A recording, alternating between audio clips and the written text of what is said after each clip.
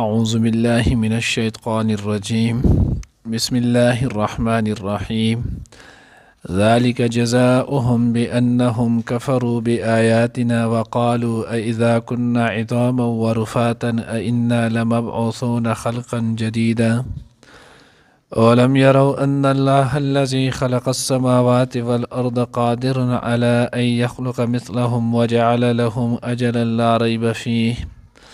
فأبى الظالمون إلا كفورا قل لو أنتم تملكون خزائن رحمة ربي إذا لأمسكتم خشية الإنفاق وكان الإنسان قتورا. نانی درس کی إن شاء الله العزیز سورة بنی اسرائیل پارہ نمبر 15 رکوع نمبر 11 آیات نمبر 98 99 100 درې آیاتونه چې نو هغه به ویلې کېږي. دا اولنی آیات هم پرونی سره چې نو هغه لګي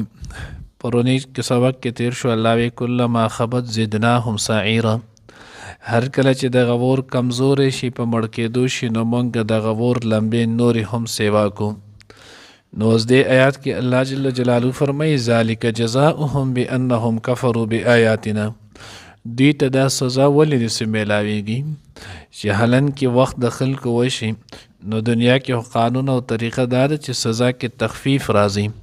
او آخرت کې بچ نو هغه په دغه سزا کې تخفیف نه راځي، دا به وخت په وخت نو هغه سوا کېږي ولا یخفف عنهم العذاب. نو الله وی دا بدله د سزا د هغې کفروا بآیاتنا چې دوی به کفر کولو انکار به کولو زموږ د آیاتونو نه. وقالوا اذا كنا عظاما ورفاتا ائنا لمبعوثون خلقا جديدا، او دوی به زموږ د قدرت نه انکار کولو او هغه انکار به دا کولو چې دوی به چې مونږ کله مړه شو اډوکې شو ریزه شو ائنا لمبعوثون خلقا جديدا، نو بیا به مونږ چې نو هغه په نوي پیدا وخت کې چې نو هغه به بیا را پاسو بیا به چې نو هغه را پیدا کېږو. نو دوی ته دا خبر چې نو هغه ناشنا ښکاره کېده ګرانه ښکاره کېده، حالن کې په دې غور نه کولو چې د دوی نیمه نشان چې نو هغه نه ولو الله پیدا کړل. نو چې یو پیره په وجود کې رالل نو دوباره بیا د دوی پیدا کول چې نو هغه دا کم داسې ګران کارو چې دوی د هغې نه انکار کولو. اولم یروا ان الله الذي خلق السماوات والارض، نو الله وی دی نو هغه ګوري نه لیدلی نه دی کتلی نه دی چې الله رب العزت هغه ذات دی چې هغه پیدا کړي اسمانونه والارض او ځمکه قادر علی ان یخلق مثلهم، نو هغه قادر دی په دې باندې چې پیدا کړي د دوی په شانتي. وجعل لهم اجرا لا ریب فیه، او مقرر کړی دی د دوی دپاره چې نو هغه نیټه یو وخت چې په هغې کې هېڅ شک نشته. یعنی هر انسان هر سا لرونکی چې د دنیا ته یو پیره هم سا راوړو نو دی به دغه سا واپس ورکوي، د باندې به مرګ چې نو هغه ضرور طاري کېږي، دله به چې نو هغه مرګ دا به ضرور راځي. اوس دی کې د الله رب العزت چې نو هغه لوی حکمت دی چې د دوی دا مرګ چې کله دوی له راځي هم نو د مرګ چې نو هغه چاته ښولی نه دی چې تو په دې ټیم باندې نو هغه مرې اوس چاته الله رب العزت نو هغه د هغه د مرګ ټیم نه ښایي. نو حکمت یې دا دی چې الله رب العزت د دنیا نظام چلی، نو د دې په وجه باندې چاته د مرګ نو هغه ټیم نه دی ښولی. ولې که اوس یو کس ته وښودلی شول چې مثال په طور کې تو به د نن نه یو کال بعد نو هغه مرې، نن نو هغه 12مه روژه ده په را روانې 12مې روژې باندې به تو مرې، د ده به د وس نه نو هغه لاس خپې به یې کار پرېږدي، دی به نو هغه یو شیله به د زړه نه ورځي، یو کار چې نو هغه دی به نه کوي او دغه شان چې نو هغه به پروت نو دنیا نظام چې نو هغه معطله کېږي. نو یو سړی اوس 2 قدمه مخکې مري او د هغې نه مخکې دلته نو هغه دومره لوی منصوبې چې نو هغه جوړې کړي او دومره لوی پروګرامونه چې نو هغه کېدي چې سړی ورته حیران پاتې شي او 2 قدمه چې والي جو بیا مړي. نو مرګ دا خطرناک شیز دی چې کله انسان ته دا رایت شي نو د تمام لذات نو هغه هر څه د نه پاتې شي، دی بیا یو کار هم نه کولی شي. ځکه الله وی وجعل لهم اجرا، د دوی دپاره مونږ نیټه مقرر کړې ده لا ریب فی چې په هغې کې هېڅ شک نشته، دغه نیټه بالکل حق او سچ ده، دا به راځي خو د دې نه ښودل په دې کې د الله پاک دغه لوی حکمت دی. واقعیتو کې اصل لیکي پخوا دور کې چې نو هغه یو سړی و د هغه ډېر زیات چې نو هغه بادشاه ولو دا بادشاه زوی و ډېر زیات غټېدو به ورځ ته ورځ به نو هغه به پړسېدو غټېدو نو بادشاه ول مختلف علاجونه وکړلو خو په هغه باندې یو علاج هم کارآمد چې نو هغه به نه ولو جو اکثر بادشاهان خو یې زور ور جو هغه کم کسان حکیمان به چې راغلي هغو له به یې سزا هم ورکړله بیا یو کس نو هغه رالو یو حکیم د هغه ورته ووایي نو بادشاه ورته چې که تا زما د زوی علاج وکړو دی ښه شولو نو زه به تاله خپله نیمه بادشاهي چې نو هغه درکم خو که دی ښه شولم او که دی ښه نه شو نو دې سزا به دل درکوم لکه څنګه مې چې نور له ورکړي نو هغه حکیم ورته بادشاه سلامت وي زما سزا به دونه هم سخته شي ما به مړ کړي خو ما ته به لږ صبر وکړي چې زه مخکې دی نو هغه د دغه ستوري وګورم ستارې وګورم استخاره وکړم لکه خلکو کې دا وهم پرستو کې دا خبرې موجودې نو چې د زه مخکې وګورم چې د وخت څومره پاتې دی نو بیا به د هغې نه وروسته زه د علاج شروع کوم هغه ورته سیده داسې وکړه آج مې سیده ما ته 2 ورځې مهلت دی 2 ورځې بعد حکیم رالو څنګه چل دی بادشاه وي ستا د زوی علاج نه کېږي ولې علاج نه کېږي نو وی دی به 40 ورځو کې دننه مري نو چې کله دی 40 ورځو کې مري 40 په 40مه ورځ به دی مړي نو وی هسې پیسه دومره علاجونه هر څه کېدی خو هسې روان دی مري زوی چې دی نو هغې دا خبره ورغله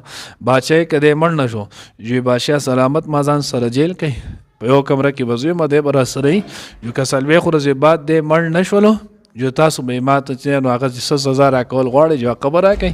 او که مړ شو جو ما چې کم تحقیق کم خبره کړې ده جو هغه به برابر وي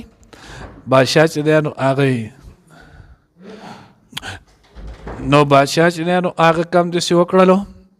نو د هغه ورته چې دی نو هغه ویې صحیح ده اوس کس چې دی نو هغې ورسره کېنو حاکم هم دی د بادشاه زوی هم دی د هغه چې کم خوراکونه کم هر څه راځي یو ورځ تېرېږي هته یې خورو هغه یې نه زه نور نه خورم د هغه سره خپل وهم چې دی نو لږې نه چې مرم یو ورځ کمه شوله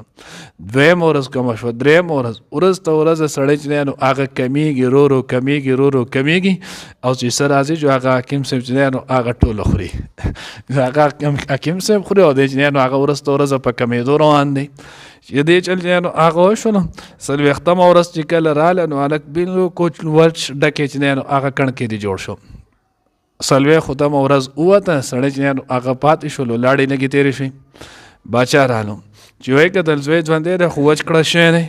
هغه ته حکیم تا دروغ ویلي اوس به دنه هم بیا سر وهم وی نه باچا ما ته لږ صبر وکړم وی څه نو هغې ستا د زوی په ناز نعمتونو کې و د سره چې نو هغه هر قسمه خوشحالي هر قسمه راحت چې دی نو هغه دته میسر و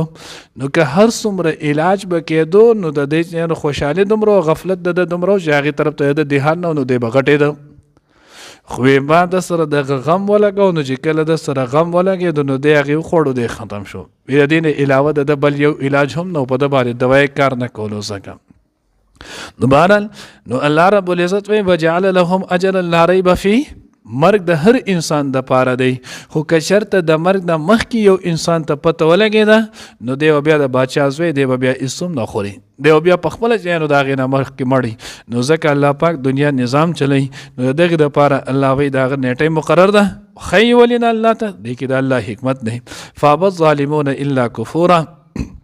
والظالمان هغوی انکار کوي مګر د ناشکرۍ یعنې د دغې باوجود بیا هم د هغوی انکار او ناشکري چې دی نو هغه کوي دغې دلایل هر څه ته ګوري بیا هم د الله د قدرت نه انکار کوي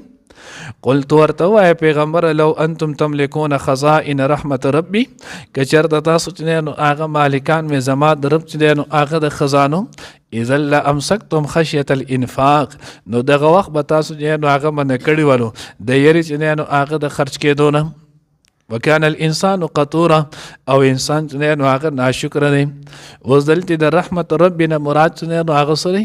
نو عام تفاسیر او تمام مفسرین چې نو هغه دا ذکر کړي چې د مراد چې نو هغه مال دی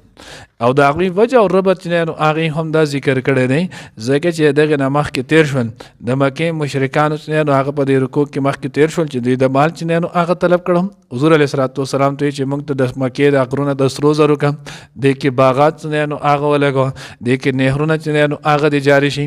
نو دلته رحمت ربنا چې نو هغه مرادو وی مال او دولت دی نو الله وی د انسان په ماده کې بخل چې نه نو هغه غلې شوی دی. نو چې کله د په ماده کې بخل دی انسان چې نو هغه بخیل وي. نو د دې وجه نه الله وی کومګه اې د مکه خلکو تاسو له دا ټول هر څه هم درکو دا مو د سرو کړل او نهرونه او دار سمې ته جاری کړل بیا به هم تاسو چاله چې نو هغه ₹1 نه ورکوي ځکه انسان ماده کې د بخل نه. نو په دې وجه باندې چې نو هغه انسان بخیل دی الله وی جزا نه کوم. او علامه اشرف علي تنوي رحمت الله علیه بیان القرآن کې چې نو هغه د دې معنی کړل چې دلته د رحمت ربنا مراد چې نو هغه نبوت نه هغه د رحمت ربنا مرادو د چې نو هغه نبوت دی. او نبوت الله رب العزت وی چې دا ما تاسو له نه درکړي نبوت الله پاک وی دا زو په خپل مرزي باندې چې نو هغه ورکوم که چرته د دې اختیار تاسو سره وي نو تاسو به اچاله چې نو هغه نو ورکړي په دې کې به هم تاسو چې نو هغه بخل کړو. نو انسان ماده کې چې نو هغه بخل دی. او سوال نه پیدا کیږي چې بعض انسان چې نو هغه خوشوي سخي وي سخاوت پاګه کوي. نو دغه جواب چې نو هغه دا دی چې سخي ډیر کمتر ملایږي. پسلو کې چرته یو کس چې نو هغه وي خو پسلو کې دا یو کس چې هم کم کې سخاوت وي نو دا د کې د خارج د وجه نه وي خپل ماده په د کې د بخلي خو د خارج د وجه نه چې نو هغه په د کې سخاوت وي. نو بیا د خارج د وجه نه چې کم سخاوت په د کې راځي نو دا بیا هم په دوه وجبانی یو د دنیا د وجه نه راځي او یو د آخرت د وجه نه. دنیا د وجه نه دی چې بعض کس مال دولت وغیرہ خپل د دې وجه نه لګي چې خلک ماته سخی وي خلک زما سره چې نو هغه جوړ شي خلک زما طرف ته چې نو هغه مایل شي. نو دغه سخاوت دی خو د نقصان دی. او دویم سخاوت نه نو هغه د دې لپاره خلق کوي چې زما اخرت خشي ماته په الله پاک چې نو اجر او ثواب راکړي. نو دې چې بیا کم سخاوت کوي نو د الله د رضا د حصول لپاره او د اخرت د اجر او ثواب لپاره چې نو هغه کوي. نو دغه سخاوت چې نو هغه عمده دی الله دې موږ ته نصیب کړي. نو انسان اصل ماده د بخل نه او خارج د وجه نه پد کې د سخاوت ماده چې نو هغه راتلی شي. الله دې موږ ته صحیح په نصیب کړي.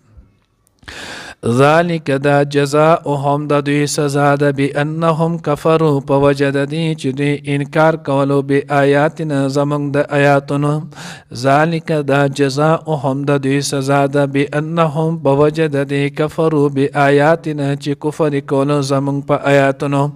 وقالو او ویل به اذا كنا ایر کله چې شو مونږ عظاما هډوکې ورفاتن ریزه ریزه ائنا لمبعوثون خلقا آیا مونږ به بیا چې نو را پاس ولی شو په پیدا کولو جدید نوی کې. اولم يروا اي دوی ندی کتلی ان الله چې بشک الله پاک الذي اغذت دی خلق السماوات والارض چې پیدا کړي اسمانونه او زمکه قادر هغه قادر دی الا پدې باندې اي يخلق مثلهم چې پیدا کړي په شان د دوی وجعل لهم او مقر کړي دی د دوی د پاره اجل نیټه لا ريب فيه چې نشته پای کې هیڅ شک